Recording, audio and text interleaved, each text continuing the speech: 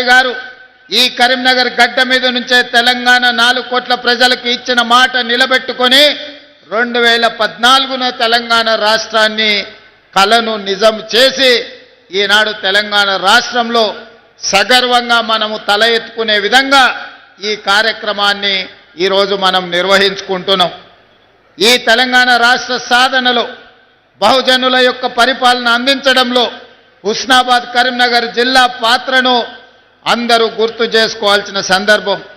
మరి ఈనాడు ఇంత సమయమైనా మీరు దాదాపుగా 3-4 గంటల నుంచి మా అక్కలు మా ఆడబిడ్డలు చాలామంది ఇక్కడికి వచ్చి మమ్మల్ని ఆశీర్వదించడానికి ఎంతోసేపు ఎదురు చూసిండ్రు.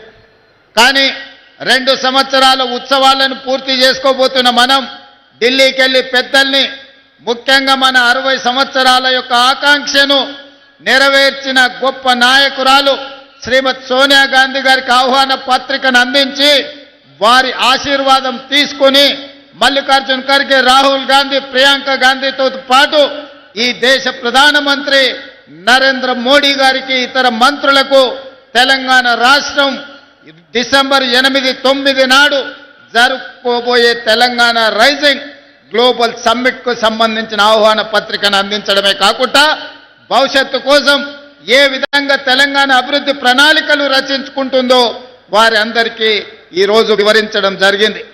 ఈనాడు మిత్రులారా, డిసెంబర్ 3కు ఒక ప్రత్యేకత ఉన్నది. డిసెంబర్ 3, 2023 నాడు 10 సంవత్సరాల పరిపాలన మీద ఆధిపత్యంతో ప్రజలని చెరబట్టి హింసిస్తున్న ప్రభుత్వానికి చరమాంకం పలికి మీ ఓటునే ఆయుధంగా మార్చి ఆనాటి దుర్మార్గమైన పాలనను అంతమొందించి ప్రజా పాలనను మీరందరూ తీసుకురావడం జరిగింది. అదే కాదు, డిసెంబర్ 3కి ఇంకొక ప్రత్యేకత ఉంది.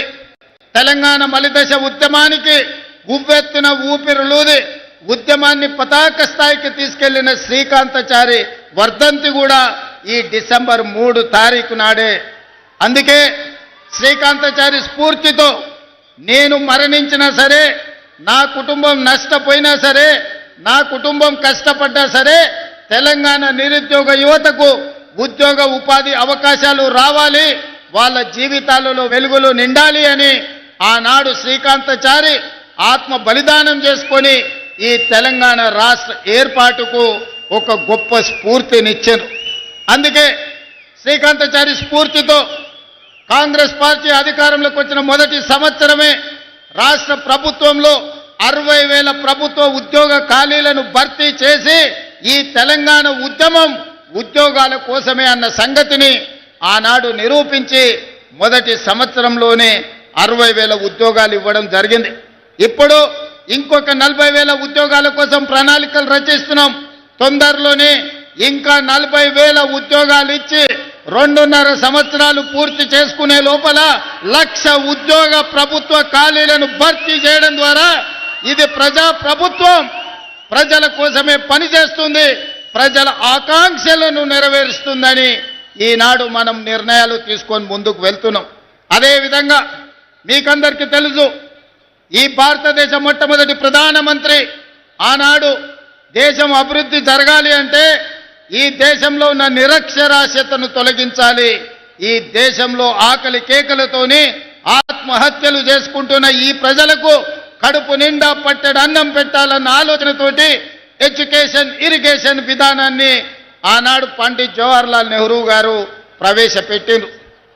వారి స్ఫూర్తితోనే ఈనాడు మన ప్రభుత్వం నడుస్తుంది.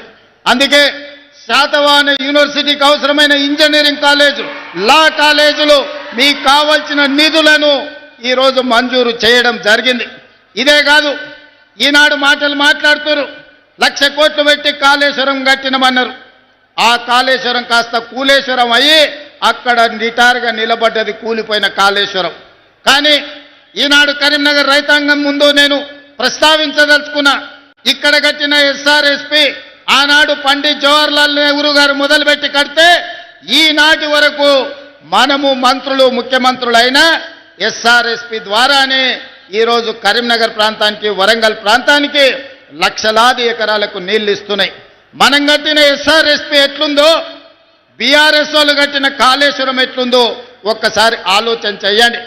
ఇదే కాదు, బాక్రానంగల్ నుంచి మొదలు పెడితే నాగార్జున సాగర్, శ్రీశైలం వరకు ఈ ప్రాజెక్టులన్నింటిని కూడా ఆనాటి మన పాలకులు, మన ప్రధానమంత్రులు కట్టినాయి.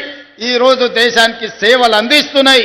ఈ దేశమే ఎంతో ఆహార ఉత్పత్తిని పండించే దేశంలోనే వరి ఈరోజు అత్యధికంగా పండించి దేశంలోనే మొదటి స్థానం తెలంగాణ వరి ఉత్పత్తిలో వచ్చిందంటే మనం కట్టిన నాగార్జున సాగర్, మనం కట్టిన శ్రీశైలం, మనం కట్టిన శ్రీరామ్ సాగర్, మనం కట్టిన భీమా, కోయిల్ సాగర్, నెట్టంపాడు, సీతారామ సాగర్, ఇందిరా సాగర్ లాంటి ప్రాజెక్టులు, జూరాల ప్రాజెక్టులు ఆనాడు మనం కట్టినాం కాబట్టే ఈరోజు దేశంలోనే అత్యధికంగా వరిని పండించే రాష్ట్రంగా మనం రాణించినాం.